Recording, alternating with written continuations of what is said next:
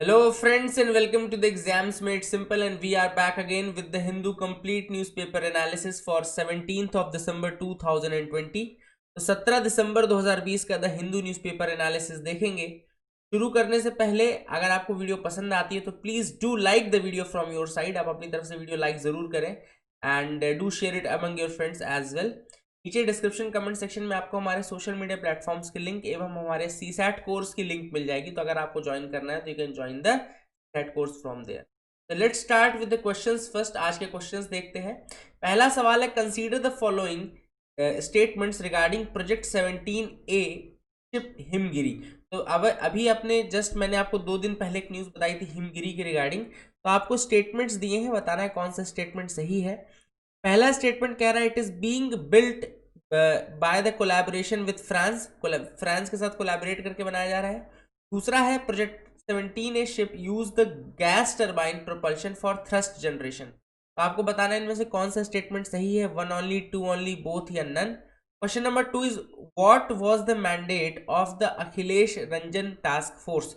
Akhilesh Ranjan task force इनमें से किस काम के लिए बनाई गई थी?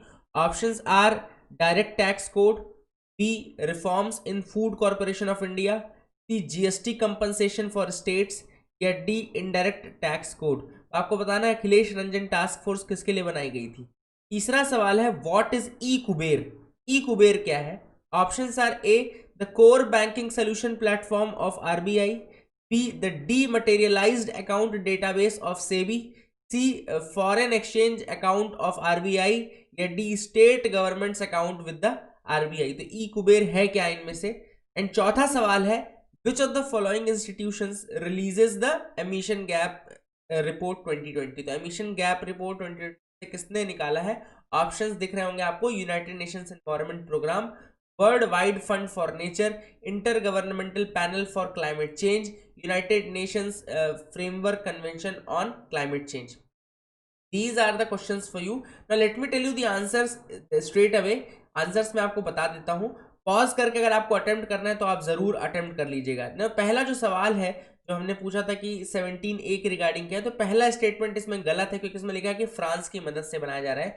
Actually there are 7 ships that will be made under this. जो स्टील फ्रिगेट है वो 7 बनेंगे, जिसमें से 4 अपना मजगांव डॉक लिमिटेड और जीआरएसई दोनों मिलकर के बना रहा है। और ये हिमगिरी जो है वो जीआरएसई जो कोलकाता में garden reach ship builders enterprises उसने बनाया है। फ्रांस वाला स्टेटमेंट गलत है, पहला गलत है। दूसरा स्टेटमेंट सही है, इसमें गैस टरबाइन प्रोपल्शन का यूज किया गया है। तो second B will be the answer for this. तो इसका आंसर जो होगा वो क्या होगा? B will be the answer. और दूसरा जो सवाल था कि अखिलेश रंजन टास्क फोर्स का क्या मैंडेट है, तो इसका है डायरेक्ट टैक्स कोड। तो this Akhilesh Ranjan task force has been made for the direct tax code. तीसरा सवाल था ई कुबेर क्या होता है। E Kuber is the core banking solution platform of RBI. RBI का कोर बैंकिंग सोल्यूशन प्लेटफॉर्म है ई कुबेर, याद रखिएगा। एंड अगला सवाल था कि कौन निकालता है emission gap report 2020? United nations environment programme. These are the 3 questions that was asked to you today. I hope you understood these questions. कुछ नया आपको सीखने को मिला होगा। आगे मूव करते हैं, जो आज का हमारा मैप ऑफ द डे है। आज का जो मैप ऑफ द डे उसमें मैंने जापान का मैप लिया। तो as you can see Japan का मैप, जापान का पॉलिटिकल मैप है। अब ये आप बिल्कुल मैं जूम करके दिखा रहा हूँ, जैसे कि आप देख पा रहे हैं, ये आपका चाइना वाला पोर्शन है, ये रशिया वाला पोर्शन है, और यहां से ये जापान आता है। जापान एक्चुअली 3-4 आइलैंड ग्रुप्स का पार्ट है, जिसमें 4 अलग अलग बड़े आइलैंड्स मिलते हैं। अब जैसे सबसे पहले तो रशिया के साथ यहाँ पे देखो, आपको दिख रहा होगा सी ऑफ ओखोत्स्क, आपको दिख रहा होगा, ठीक है ना। यहाँ पे सी ऑफ ओखोत्स्क दिख रहा है वाला पार्ट जो है, ये आपका सी ऑफ ओखोत्स्क वाला पार्ट है, ठीक है। अब इसके बाद आपको आगे दिख रहा होगा कि यहाँ पे ये जो पहला आइलैंड ग्रुप है, देखो ये पहला आइलैंड ग्रुप है, इसको बोलते हैं होक्काइडू। होक्काइडू बोलते हैं, पहला आइलैंड ग्रुप है जो सबसे बड़ा, उसमें होक्काइडू बोलते हैं। और यहाँ आपको बड़ा करते तो देखो ये लिखा हुआ है होक्काइडू पार्ट, ये सबसे बड़ा है, ठीक है। और यहाँ पे आपका जो इंपॉर्टेंट पार्ट है, जैसे कि यहाँ पे कुशीरो नाम की जगह है, कुशीरो यहाँ पर है, नायोरो यहाँ पर है, ठीक है ना। और सपोरो, सपोरो भी यहाँ पर है, तो ये आपको याद रखना है। और फिर होक्काइडो के बाद होन्शु, होक्काइडो के बाद फिर आता है आपका होन्शु आता है। होन्शु बहुत इंपॉर्टेंट पार्ट है, बहुत बड़ा पार्ट है, है ना। और होन्शु और होकाइडो के बीच में सुगारू स्ट्रेट आता है, यहाँ देखो ये लिखा होगा सुगारू स्ट्रेट। तो होकाइडो और होन्शु के बीच में TSUGARU स्पेलिंग है इसकी, सुगारू बोलते हैं, टी साइलेंट रहता है, तो सुगारू स्ट्रेट बोलते हैं होकाइडो और होन्शु के बीच में। होन्शु बहुत इंपॉर्टेंट पार्ट है, होन्शु में बहुत इंपॉर्टेंट पार्ट्स आते हैं, जैसे अकीता, आपका अकीता फेमस डॉग भी आपने सुना होगा, अकीता डॉग भी स्टोरी सुनी होगी।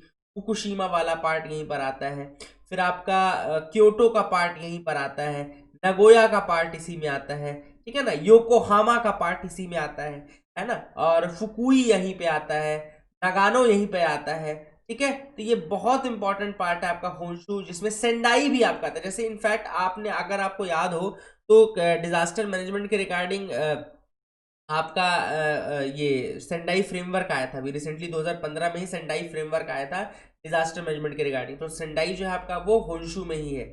इसके अलावा इसके बहुत पहले योकोहामा के भी वो आए थे कि इसमें से कौन सा पार्ट कहाँ पर है, तो वो आपका जो पार्ट है योकोहामा वाला पार्ट, वो भी आपका होन्शु में ही है। फिर तीसरा हमने बात की नगोया का पार्ट, नगोया भी इसी में आता है, नगोया प्रोटोकॉल के बारे में भी आपने सुना होगा, नगोया भी यहीं पर आता है। That these are the important things that you should remember, इनको आपको याद रखना जरूरी है ना।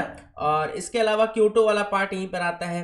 फिर आगे अगर हम मूव करते हैं, जैसे देखो तो यहाँ पे आपका शिकोकू का रीजन आता है ना, और शिकोकू रीजन आता है इसके बाद, शिकोकू रीजन में आपका हिरोशिमा इंपॉर्टेंट है। शिकोकू में कौन सा है, हिरोशिमा वाला पार्ट जो आपका शिकोकू में आता है, यामागुची का पार्ट शिकोकू में आता है आपका, ठीक है ना, यामागुची भी आपका शिकोकू में आता है। फिर ये इंपॉर्टेंट रीजन है, यहाँ पे हिरोशिमा आपने देख लिया, है ना।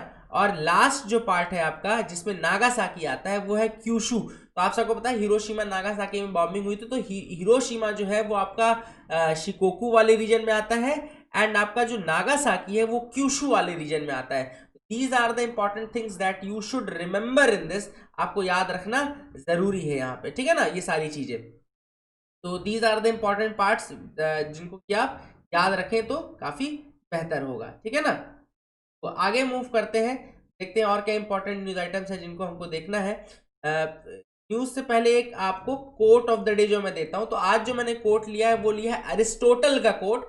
The quote is courage is the first of human qualities because it is the quality which guarantees the others. तो courage is the first of the human qualities because it is the quality which guarantees the others. सबसे important आपके अंदर करेज होना चाहिए। अब देखो करेज जो होता है, कई लोग उसको सोचते हैं कि सिर्फ लड़ाई झगड़े से या हम इसको किसी को मारपीट से ही करेज होती कि हम भाई किसी से नहीं डरते, हम ऐसा नहीं होता। करेज आपके अंदर हर चीज को फेस करने की, ये करेज आपके अंदर होनी चाहिए कि आप अपनी फेलियर्स को फेस कर सकें। करेज आपके अंदर होना चाहिए कि जब आपने कोई बहुत बड़ा टास्क सेट किया है तो उसके आने वाली रास्ते में आने वाली मुसीबतों को फेस कर सके। तो करेज उसके लिए होता है बेसिकली। करेज ये हर समय लड़ाई झगड़े के लिए नहीं होता है, करेज होता है आपको आपके गोल तक पहुंचाने के लिए। करेज होता है आपको इतना वो बनाने के लिए, डिजर्विंग बनाने के लिए कि आप अपनी विक्ट्री तक पहुंच सके। और अगर करेज जो पहला वर्च्यू इंपॉर्टेंट करेज का अगर आपके पास है तो आपके पास फिर दूसरे सारे वर्च्यूज आएंगे, एवरी वर्च्यू विल फॉलो, ठीक है ना। तो have the courage to face the things, have the courage to face the failure as well. अगर आप नहीं होते एक बार में सक्सेसफुल तो आपके अंदर इतना करेज होना चाहिए कि आप अपनी फेलियर्स को भी फेस कर सकें, तभी आपके अंदर दूसरे वर्च्यूज आएंगे। वही वाली बात है कि एवरीथिंग एल्स विल फॉलो। अगर आपके अंदर करेज है तो इसके बाद सारे वर्च्यूज गारंटीड है। तो these are the important things from the quote of the day. आगे मूव करते हैं न्यूज एनालिसिस पार्ट में। जो पहली सबसे इंपॉर्टेंट न्यूज है फ्रंट पेज की वो है supreme court moves panel for farmer government talks. अब सुप्रीम कोर्ट ने क्या बोला है कि गवर्नमेंट आपके बस का नहीं है, रुको हम एक काम करते हैं कि एक पैनल बना देते हैं जिसमें सारे जो किसान यूनियन के लोग हैं, किसान उसके मेंबर्स हैं, लीडर्स हैं, वो सब आएंगे और उसमें आपके भी कुछ लोग रहेंगे। तो basically this is the thing that is going on, जिसमें किसानों का एक और आपके गवर्नमेंट की तरफ से ग्रुपिंग बनाई जाएगी। This is what they are saying, है ना। इसके अलावा आगे मूव करते हैं, तो फार्मर्स ने वैसे इस चीज को मना कर दिया, उन्होंने ये जरूर कहा कि this is a moral victory for them, okay. तो ये जरूर कहना है कि मोरल विक्ट्री है उनके लिए, लेकिन वो एग्री नहीं कर रहे इस चीज के लिए। उनका ये नहीं कहना है, उनका ये बहुत ज्यादा दिक्कत है उनको कि they want the complete repeal of that, ठीक है ना। Covaxin phase 1 trials shows promising result. अब कोवैक्सिन के बारे में आप सबको पता होना चाहिए। कोवैक्सिन क्या है? कोवैक्सीन एक वैक्सीन है जो कि बनाई जा रही है by the Bharat biotech plus आपका भारत बायोटेक के साथ मिलकर के आपका कौन बना रहा है, ये आईसीएमआर। तो आईसीएमआर और भारत बायोटेक ने मिलकर के इसको बनाने का किया है। एंड भारत बायोटेक आपका हैदराबाद बेस्ड इंस्टीट्यूशन है, तो ये भी आप रखिएगा। इट इज इन कोलैबोरेशन, देखो यहाँ पे लिखा हुआ है, it is in collaboration with Bharat biotech and ICMR. तो ये आपको देखो लिखा हुआ दिख रहा है ना। तो कोवैक्सीन आता है। कोविशील्ड क्या था, वो एस्ट्राजेनेका के साथ जो सीरम इंस्टीट्यूट ऑफ इंडिया ने लिया उसके बारे में है। तो serum institute of India AstraZeneca के बारे में, ठीक है ना। अब ज्वाइंट एंट्रेंस एग्जामिनेशन 4 बार होगा 2021 में। The joint entrance examination will be held in February, March, April and May of 2021। तो ये कहा जा रहा है कि ज्वाइंट एंट्रेंस एग्जामिनेशन मेंस जो होगा that will be held 4 times in 2021, ठीक है ना। तो यहाँ पे देखो लिखा है, with school syllabi having reduced due to pandemic the question paper pattern has also been changed and the dates are, ये डेट्स ये तो 4 बार डेट्स ली गई है मेंस के लिए, ठीक है ना। ये भी आप देख लेना, ठीक है। तो this is the thing which is important. And ये एग्जाम कंडक्ट कौन कराता है, तो नेशनल टेस्टिंग एजेंसी कंडक्ट कराती है। तो याद रखिएगा कि national testing agency conducts this examination, that is something very very important that you should remember. आगे मूव करते हैं, देखते हैं और क्या इंपॉर्टेंट न्यूज आइटम्स है जिनके बारे में हमको जानना चाहिए। So you can move with मी, आप मेरे साथ आगे बढ़ते रहिए, कंप्लीट अपन देख लेंगे इस चीज को। तो यहाँ पे ऐसी कोई इंपॉर्टेंट न्यूज आइटम्स नहीं दिख रही है मुझे, और एडिटोरियल्स पे आ जाएंगे अब अपन, ठीक है ना। तो मूव करते हैं एडिटोरियल। जो पहला एडिटोरियल है वो है excellence in diversity, equal opportunity and universal education can make affirmative action meaningful. अब यहाँ पे क्या है, the expansion of the IIT system since 2008 after reservation was extended to students candidate belonging to OBC has resulted in a vexed situation in which these institutions are unable to find enough qualified faculty members। अब यहाँ पर क्या दिक्कत आ रही है कि IITs में enough जो फैकल्टी मेंबर्स है क्वालिफाइड वो नहीं मिल पा रहे हैं, ठीक है ना।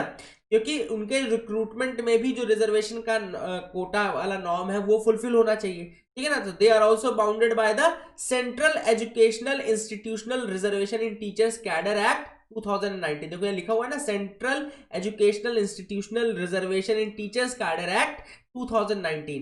इसमें क्या था, the IITs must fulfil the important goal of affirmative action.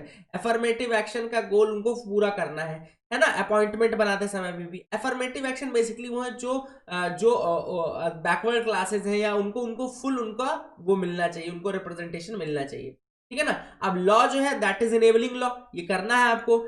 The benefits can not be extended to many due to a severe mismatch between the demand and availability of technology research graduates. तो अब दिक्कत क्या हो रही है कि जो demand है इनके यहाँ टेक्नोलॉजी रिसर्च ग्रेजुएट्स की और जो अवेलेबिलिटी है, अवेलेबिलिटी कैसे, क्योंकि उनको कैडर ये रिजर्वेशन के कोटा को भी पूरा करना है। तो उस रिजर्वेशन क्राइटेरिया के अंतर्गत आने वाले जो क्वालिफाइड कैंडिडेट्स हैं उनके नंबर कम है, उनके प्रॉपर नंबर नहीं मिल पा रहे हैं आईआईटीज को, ठीक है ना। अब आईआईटी में क्या था लास्ट ईयर, अगर अपन देखें तो IITs had a 30% deficit in the teachers rank, ठीक है ना। And there are 23 such institutions in India now highlighting the scale of crisis. मतलब कि आईआईटी में लगभग 30% का टीचर क्रंच था और अभी 23 इंस्टीट्यूट्स ऐसे हैं जहां पे ये क्रंच देखने को मिल रहा है। तो क्राइसिस बहुत ज्यादा है, ठीक है ना। तो एजुकेशन मिनिस्ट्री ने एक टास्क कमेटी बनाई एंड उसने बोला कि आप बताओ क्या करना चाहिए कि किस तरीके से इफेक्टिवली इंप्लीमेंट कर सके हम रिजर्वेशन को भी सेंट्रल इंस्टीट्यूशंस में भी, आईआईटीज में, स्टूडेंट्स के लिए भी और फैकल्टी के लिए भी, और पूरी सीट्स भी फुलफिल कर पाए। तो इसमें the panel headed by IIT Delhi director, एक पैनल था जिसको हेड किया था आईआईटी दिल्ली के डायरेक्टर ने, he has came up with 2 options. अब वो 2 ऑप्शंस लेकर के आए हैं to exempt IITs from quotas by including them in the schedule to the 2019 law। मतलब या तो आप IIT को कोटा वाले कंडीशन से exempt कर दो, to exempt the IITs from quotas by including them in the schedule to the 2019 law which is applicable to the institution of excellences, research institutions and institutions of national strategic importance। और दूसरा है to provide reservation to specified grades of assistant professors, ठीक है ना। दूसरा क्या है, where candidates are not available in the latter case the post can be de-reserved in the subsequent years and early decision must now be taken on that। तो मतलब उन्होंने ये कहा कि अगर कोटा नॉर्म से ये सीट नहीं भर पाती है तो जो पोस्ट हो उसको अगले साल डी रिजर्व कर दिया जाए। ये एक सजेशन था जो कि मेंशन किया गया था, ठीक है ना। तो पहला क्या था, पहला सजेशन ये था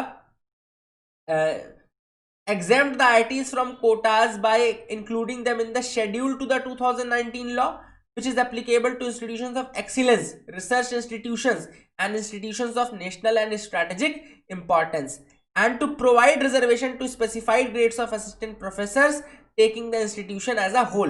तो वो इंस्टीट्यूशन एज अ होल लेकर के ही मतलब कहना चाहिए कि रिजर्वेशन प्रोवाइड करने की बात कह रहे हैं और खुद को एग्जेम्प्ट करने की बात कर रहे हैं इन द 2019 लॉ। और दूसरा उन्होंने ये दिया है कि अगर सपोज पहले कैटेगरी से इंस्टीट्यूशन एज अ होल लेने के बाद अगर हम असिस्टेंट प्रोफेसर को या जो भी है की भर्ती नहीं कर पाते हैं रिजर्व कैटेगरी से, तो नेक्स्ट ईयर आप उस सीट को डिरिजर्व करने की पावर इनको दें। तो this is what has been suggested by the IIT Delhi director, तो इसको आप याद रखिएगा, ठीक है ना। Privacy a fundamental right the state must protect. अब ये जो दूसरा आर्टिकल है, आज के देखो आर्टिकल्स बहुत ही बेकार आए थे, बहुत अच्छे आर्टिकल नहीं थे, आई डोंट थिंक बहुत ज्यादा अच्छे आर्टिकल है ना।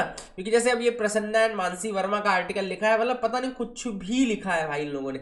एक आर्टिकल आया था एक्चुअली में, एक आर्टिकल आया था जिसमें ये कहा गया था कि पब्लिक जो आपका एड्रेस होता है, आपका जो एड्रेस होता है वो आपकी वो पब्लिक इंफॉर्मेशन है, इसलिए उसको आरटीआई के थ्रू प्रिजर्व करना सही नहीं है, मतलब आरटीआई के थ्रू उसको रोकना सही नहीं है।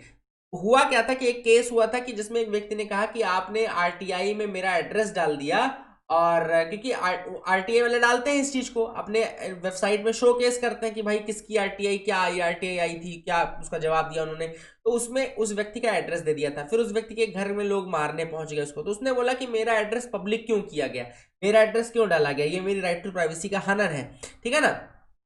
तो जो बॉम्बे हाई कोर्ट था वो उसके फेवर में डिसीजन लिया। तो उस व्यक्ति ने जो आर्टिकल लिखा था 1 दिसंबर 2020 का, देखो उसमें लिखा है, डेट डली है, ओपेड आया था 1 दिसंबर 2020 में। तो उसमें उन्होंने ये कहा था कि आपका एड्रेस आपकी आपकी वो पर्सनल प्राइवेट प्रॉपर्टी नहीं होती है, और ये एक पब्लिक प्रॉपर्टी होती है।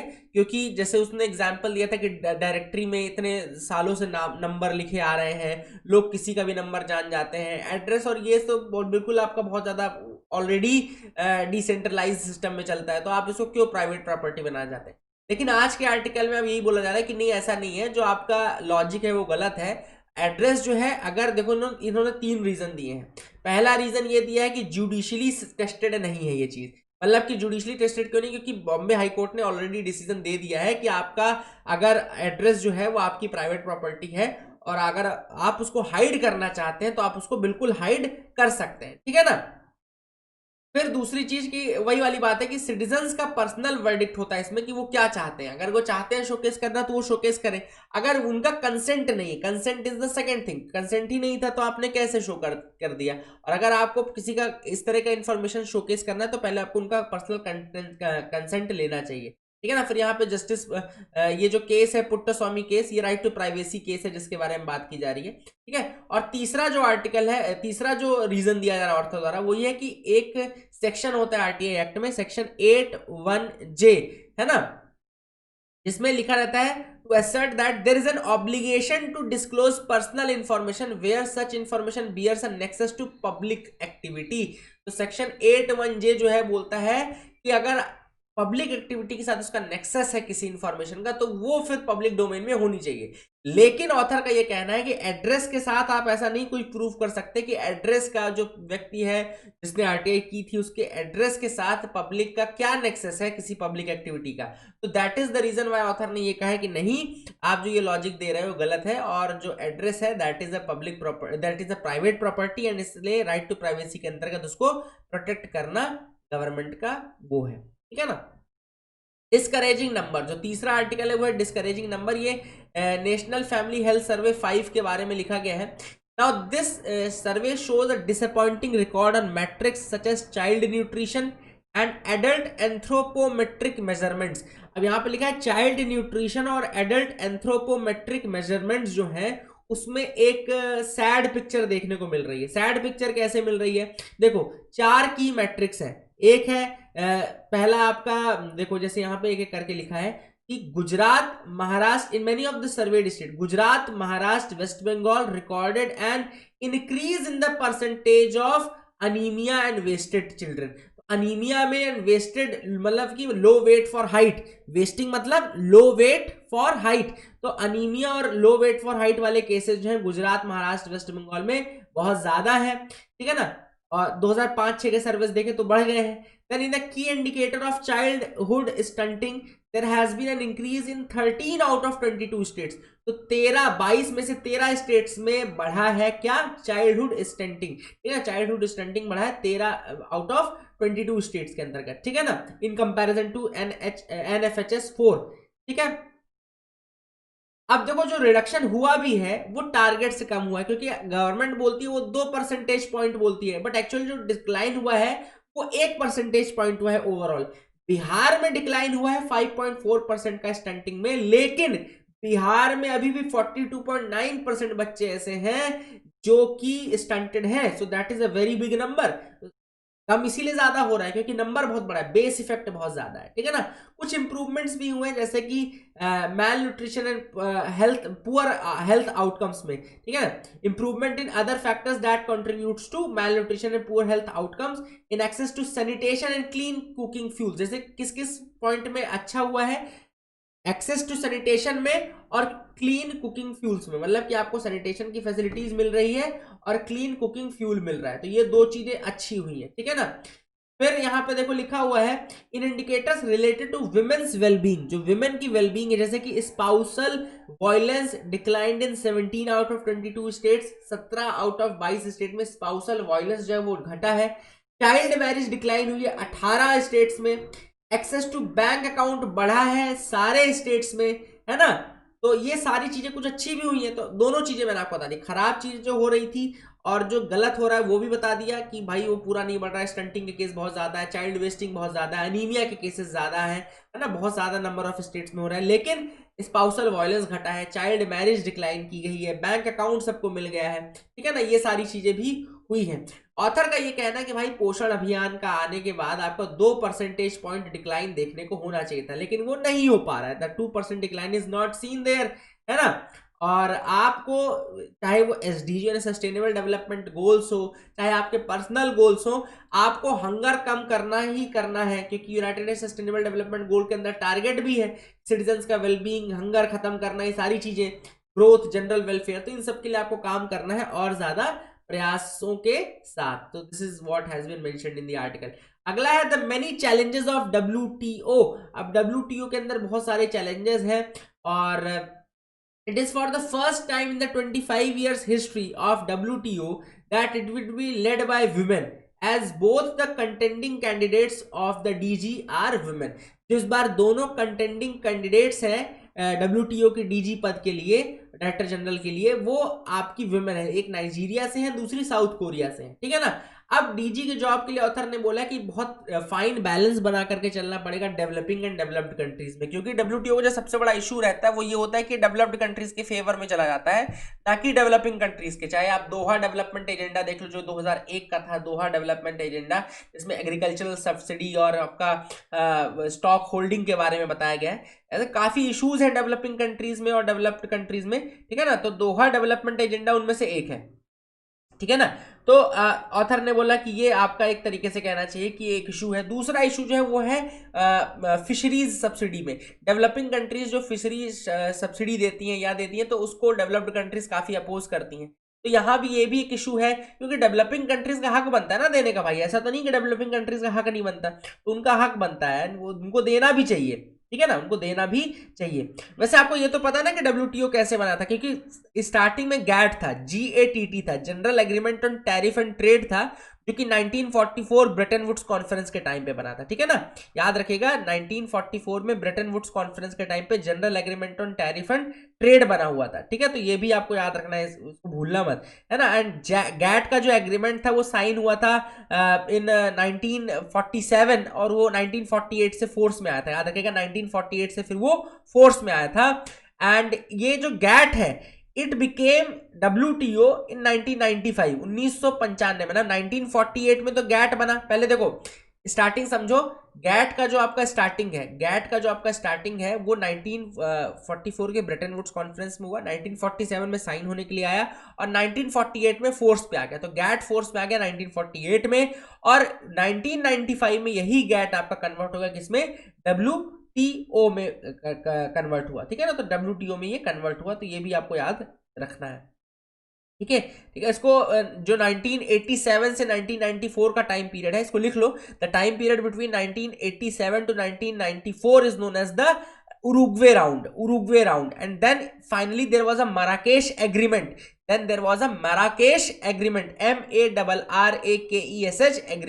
तो 1987 से 1994 तक उरुग्वे राउंड होता है और 1995 में आपका मराकेश एग्रीमेंट होता है, जिसके बाद आपका ये फाइनली WTO बनता है। ठीक है ना, तो that is the thing which is important, you should remember that as well. ठीक है, बाकी मैंने दूसरा बताया कि अब देखो इसका एक और चीज है कि WTO के अंदर एक डिस्प्यूट बॉडी है, there is a dispute settlement body under this WTO जो कि काम नहीं करे, विच इज नॉट फंक्शनिंग। तो ऑथर का ये भी कहना है कि जो इसका डिस्प्यूट सेटलमेंट मैकेनिज्म इसको रिस्टोर करने की जरूरत है। तो यहाँ लिखा हुआ है restoring the WTO dispute settlement mechanism specially the revival of the appellate body. जो इसकी एपिलेट बॉडी है उसका रिवाइवल बहुत ज्यादा जरूरी है। इसकी एपिलेट बॉडी 1995 में ही बनी थी अंडर आर्टिकल 17, अंडर आर्टिकल 17 उसके अंतर्गत बनाया गया था। जो डिस्प्यूट सेटलमेंट बॉडी है, एपिलेट बॉडी है, ठीक है ना, तो ये भी आपको याद रखना है। एपिलेट बॉडी जो इसका है वो जिनीवा स्विट्जरलैंड में बैठती है। ठीक है ना, जिनीवा स्विट्जरलैंड में बैठती है, तो ये भी आपको याद रखना है। और जो इसमें बेसिकली कहना चाहिए कि स्पेशल एंड डिफरेंशियल ट्रीटमेंट है, ठीक है ना, डेवलपिंग कंट्री की डेफिनेशन जो है वो भी एक डिस्प्यूट बना हुआ है WTO के अंदर, क्योंकि देखो इंडिया किसी भी मायने में डेवलप्ड कंट्री नहीं है। तो ऑथर ने ये भी कहा कि कहीं ऐसा ना हो कि इंडिया, चाइना, चलो चाइना तो फिर भी अलग है, India, South Africa, Turkey, Egypt, इन सबको का क्या होगा, इसको कौन सी कैटेगरी में रखते हैं? क्योंकि अगर आप देखें तो ये जो WTO के रूल्स हैं सिंस द फॉर्मेशन 1995 बहुत ज्यादा फ्लॉड है इस मैटर में कि कौन सी डेवलपिंग कंट्रीज है, कौन सी डेवलप्ड कंट्रीज है, ये वो करते हैं। और जो ये स्पेशल एंड डिफरेंशियल ट्रीटमेंट है ये इंडिया को मिलते रहना चाहिए। क्यों मिलते रहना चाहिए? क्योंकि इंडिया किसी भी मायने में डेवलप्ड नहीं है, specially as per your WTO के नॉर्म्स अगर आप देखो तो। ठीक है ना, तो उस मामले में तो बिल्कुल नहीं है। दोहा डेवलपमेंट एजेंडा जो था वो 2001 का था, ये भी मैंने आपको बता दिया है। ठीक है ना, और इसमें स्पेशल एंड डिफरेंशियल ट्रीटमेंट जो है डेवलपिंग कंट्रीज का वो 2001 में ही ये दोहा एजेंडा के अंतर्गत ही आया था। ठीक है ना, एंड इंडिया ने बोला था कि निगोशिएशन करो, ट्रेड इन सर्विसेज के अंतर्गत भी निगोशिएशन की बात की थी। ठीक है, ये भी उस समय का ही एक जो इशू है जो कि आया था। तो these are the issues which are undergone which are there in the WTO, जो कि नए DG को हैंडल करने पड़ेंगे। The long road to food security, यहाँ पे इंडिया के मेल न्यूट्रिशन लेवल जो है वो काफी ज्यादा बढ़ गए हैं, क्योंकि इंडिया की अगर रैंकिंग अगर आप देखो ग्लोबल हंगर इंडेक्स 2020 में, याद रखिएगा इसको नोट कर लीजिए, प्रीलिम्स के स्पेसिफिक पॉइंट है।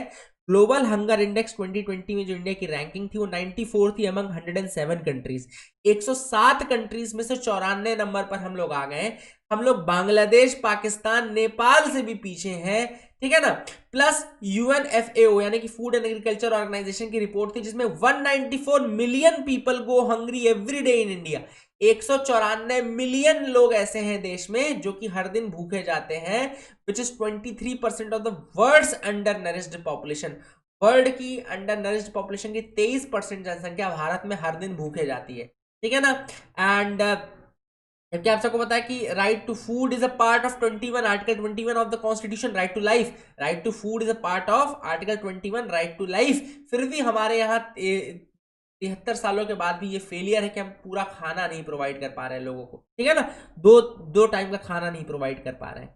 फिर इसके अलावा ऐसा नहीं कि हमारे पास खाना कम है, देखो यहाँ पे लिखा है according to the data release by the department of consumer affairs 62,000 tons of food grains were damaged in Food Corporation of India warehouses between 2011 to 2017। 2011 से 2017 तक के बीच में 62,000 टन का फूड ग्रेन जो था वो फूड कॉर्पोरेशन ऑफ इंडिया में खराब हो गया वेयर हाउसेज में। ठीक है ना, इन 2016-17 alone over 8600 tons of food grains were lost. 2016-17 अकेले में ही लगभग 8600 टन का जो फूड ग्रेन था दैट वाज लॉस्ट। ठीक है ना, तो ये भी सब चीजें हुई है। फिर ये डेटा एक्सपोज करता है कि इंडिया में जो फूड इकोसिस्टम है that is not properly managed. ये क्या बताता है कि इंडिया का जो फूड इकोसिस्टम है that is not properly managed, ठीक है ना।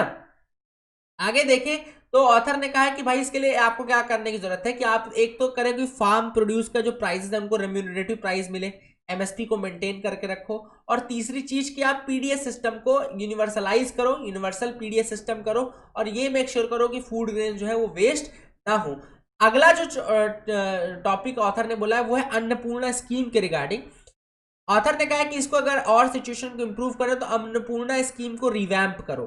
क्यों? क्योंकि देखो अभी तक क्या चल रहा है स्कीम के अंतर्गत कि 10 kilograms of food grains are distributed per month free of cost to destitute person above 65 years of as.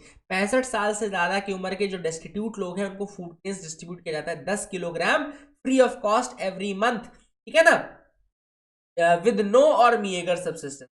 The center has fixed the target of 20% of the number of people who are eligible for national old age pension but who are not receiving such pension. तो author ने यहाँ पे क्या बोला कि मतलब government ने इसमें सेंटर ने क्या फिक्स किया है 20% of the number of person who are eligible for national old age pension, मतलब इसमें 20% लोग उनमें से लेने हैं जो कि एलिजिबल है नेशनल ओल्ड एज पेंशन के लिए but they are not receiving such pension, जो कि रिसीव नहीं कर रहे हैं।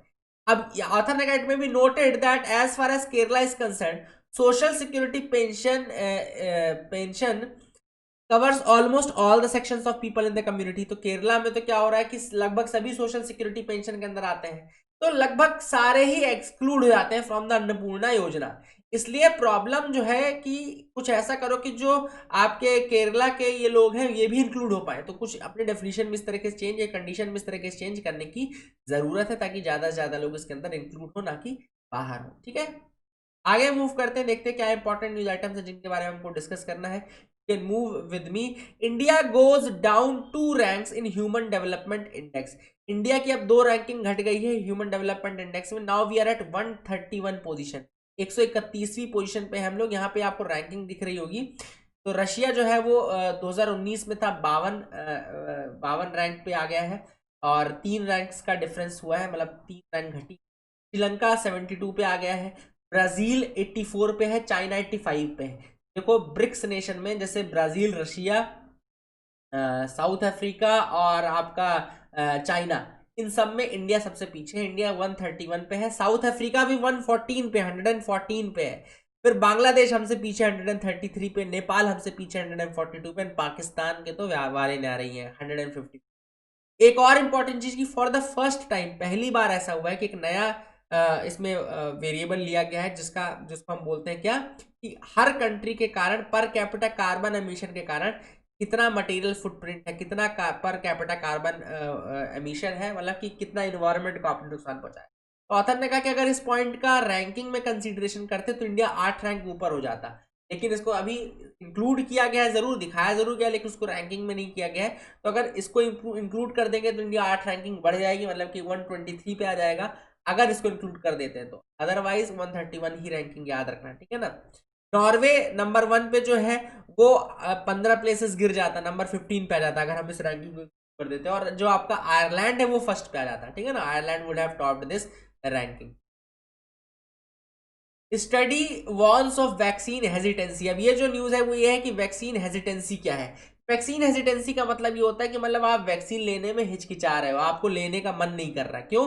क्योंकि वही वाली बात है कि आपको प्रॉपर नॉलेज नहीं है, क्या है, अवेयरनेस की कमी है, इसलिए। तो पॉइंट ऑफ कंसर्न यही है, the majority of the respondent prefer to have antibody test done before the vaccination. मतलब लोग चाहते हैं कि पहले एंटीबॉडी टेस्ट करा लें फिर ही वैक्सीनेशन लें।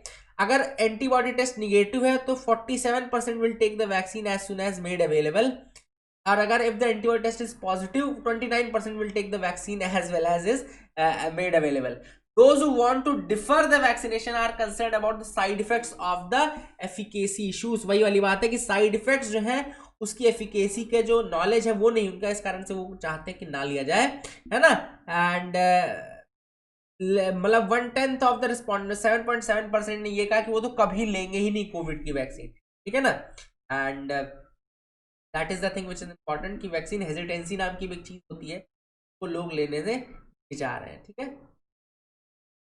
आगे मूव करते हैं, देखते हैं और क्या इंपॉर्टेंट न्यूज आइटम्स हैं जिसके बारे में हमको डिस्कस करना है। तो WTO वाले आर्टिकल में एक और चीज याद रखना, WTO वाले आर्टिकल में एक चीज बताना भूल गया, let me tell you one more thing.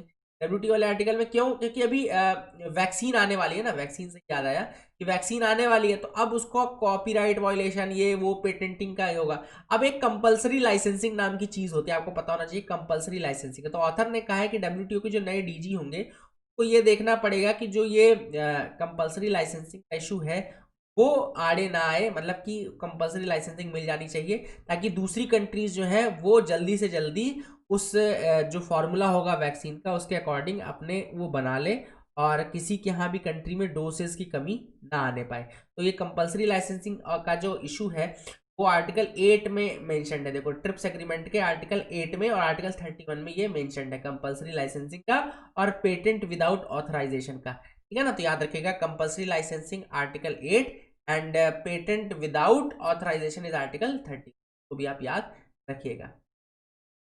आगे मूव करते हैं, देखते हैं और कोई इंपॉर्टेंट न्यूज आइटम्स हैं तो यू कैन मूव विद मी, आप भी मेरे साथ मूव करते रहिए। पेपर जस्ट लास्ट पेजेस में हम आ गए हैं। लेट्स सी यहाँ पे कौन सी इंपॉर्टेंट न्यूज आइटम है। US puts India on currency manipulators monitoring list. अब यूएस ने इंडिया को करेंसी मैनिपुलेटर मॉनिटरिंग लिस्ट में डाल दिया है। US treasury it has labelled Switzerland and Vietnam as currency manipulators on Wednesday and added 3 countries, जिसमें India भी एक कंट्री है, on the watch list of countries that are suspected of taking measures to devalue their currencies against dollar। तो India को उस list में डाल दिया कि India is suspected of devaluing its currency. Currency manipulator का मतलब क्या हुआ कि जानबूझ करके अपनी करेंसी को डिवैल्यूएट कर रहे हैं हम लोग। ठीक है ना, तो दैट इज द थिंग, याद रखेगा। यूएस ट्रेजरी लेबल किया है स्विट्जरलैंड को, वियतनाम को और इंडिया को भी उसके अंदर का डाल दिया है in the list of currency manipulators, याद रखेगा। ठीक है ना, अगर क्या क्राइटेरिया होता है to be labelled as manipulator by the US treasury, a countries must have at least a $20 billion plus $20 billion plus bilateral trade surplus with the US. पहले तो आपको ट्रेड सरप्लस होना चाहिए यूएस के साथ। Foreign currency intervention exceeding 2% of gross GDP and a global current account surplus exceeding 2% of GDP।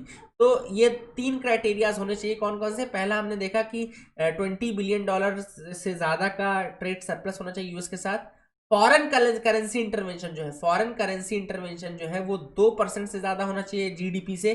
And global current account surplus, मतलब कि globally आपका करंट अकाउंट जो सरप्लस होना चाहिए वो 2% से ज्यादा होना चाहिए जीडीपी से। ठीक है ना, इंडियाज इंटरवेंशन अगर देखा जाए तो the treasury also said its monitoring list of countries that meet some criteria has hit 10। तो उनका ये कहना है कि कुछ कंट्रीज जो क्राइटेरिया मीट कर चुकी हैं वो 10 हो गए हैं, यूएस का ये कहना है, जिसमें Taiwan, Thailand, China, Japan, Korea, Germany, Italy, Singapore, Malaysia, इन सारी कंट्रीज को धीरे धीरे वो उसमें लेगा। ठीक है ना,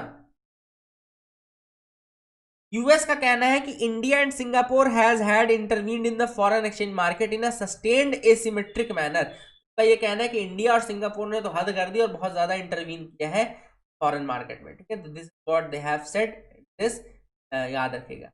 एक और इंपॉर्टेंट चीज ये है इसमें, स्पोर्ट्स सेक्शन में न्यूज है कि Qatar will host the 2030 Asian games.